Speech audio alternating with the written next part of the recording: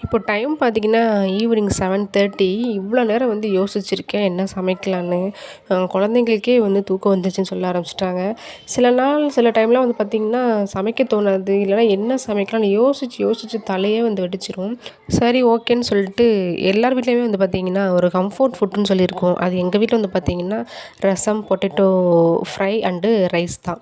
இது வச்சு குடுத்தீங்க அப்படின்னா, எப்போ வேணாலும் எதுவுமே நோன்னு சொல்லாம வந்து அவங்க வந்து சாப்பிட்டுக்குவாங்க. அது இவ்வளோ நேரம் யோசிச்சு ஒரு 7:30க்கு மேல தான் வந்து பண்ண ஆரம்பிச்சேன்.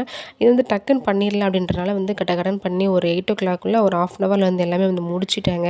ஆனா, இன்னைக்கு வந்து ரொம்ப லேட்டா தான் குழந்தைங்களுக்கு சாப்பாடு ஊட்டுன்னு சொல்லலாம். ஏன்னா வந்து மேக்ஸிமம் வந்து பார்த்தீங்கன்னா, ஒரு 7:30க்கே நான் வந்து சாப்பாடு வந்து ஊட்டிருவேன்.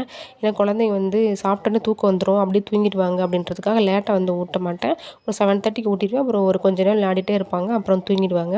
இன்னைக்கு வந்து டூ லேட் ஏன்னா யோசிச்சே எனக்கு வந்து தலை வலிக்கிற மாரி வந்து ஆயிட்டு.